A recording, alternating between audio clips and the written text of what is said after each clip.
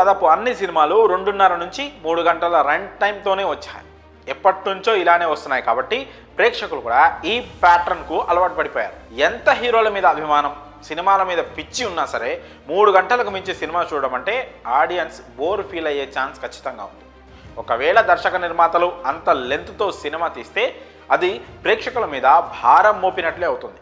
అందుకే ఇలా అన్ని కోణాల్లో ఆలోచించి మూవీ షూట్ ఎంత టైం వచ్చినా కానీ లాస్ట్లో కత్తెరకు పని చెప్పి మ్యాక్సిమం 3 గంటల దగ్గర ఎండ్ చేసేస్తారు.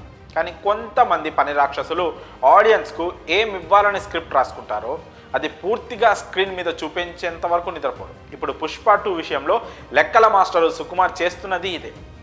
ఇదంతా సరే, ఇప్పుడు దీనిలో సీనియర్ ఎన్టీఆర్ ప్రస్తావన ఎందుకు వచ్చిందంటే, ఇప్పటి వరకు టాలీవుడ్లో ఎక్కువ రన్ టైం కలిగిన మూవీస్లో మొదటి ప్లేస్ దక్కించుకున్న మూవీ సీనియర్ ఎన్టీఆర్ నటించిన దానవీర శూర కర్ణ. ఈ సినిమా 3 గంటల 44 నిమిషాలతో అప్పట్లోనే బడా బ్లాక్ బస్టర్ హిట్ అందుకుంది. ఇక దీని తర్వాత స్థానం దక్కించుకున్న మూవీ లవకుశ. ఇది కూడా అన్నగారిదే. ఈ సినిమా రన్ టైం 3 గంటల 28 నిమిషాలు. ఈ రెండూ కూడా ఇండస్ట్రీలో బడా రికార్డ్ సృష్టించిన సినిమా. ఆ తర్వాత టాలీవుడ్లో ఎన్ని అత్యద్భుత సినిమాలు వచ్చినా కూడా ఇలాంటి రన్ టైంతో రాలేదు.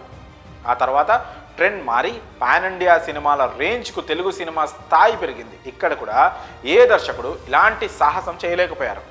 హయ్యెస్ట్ రికార్డు సాధించిన RRR సైతం 3 గంటల 5 నిమిషాలకే పరిమితమైంది.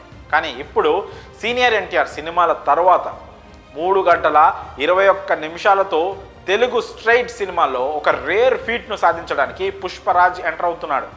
ఇప్పుడున్న ట్రెండ్ సెట్టర్స్లో ఏ దర్శకుడు, ఏ హీరో తీసుకొని రిస్క్ను బన్నీ అండ్ సుకుమార్ తీసుకుంటున్నారు. ఒక కమర్షియల్ సినిమాకు ఇంత లెంత్ పెట్టడం అనేది చిన్న విషయం కాదు. ఆఖరి నిమిషం వరకు సుకుమార్ షూటింగ్ చేసినా కూడా ఎక్కడా మిస్టేక్స్ లేకుండా క్లీన్ అవుట్పుట్ ఇచ్చాడని టాక్ వచ్చేసింది. కత్తెర వేసేందుకు ఎక్కడా ఛాన్స్ లేకుండా టైటిల్ నుంచి ఎండ్ కార్డ్స్ వరకు ఊర మాస్ కంటెంట్తో పుష్ప ఫిక్స్ అయినట్లు సమాచారం.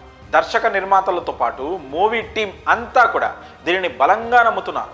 బహుశా కథపై వారికున్న నమ్మకమే కావచ్చు, సినిమా లెంత్ తగ్గనివ్వలేదు.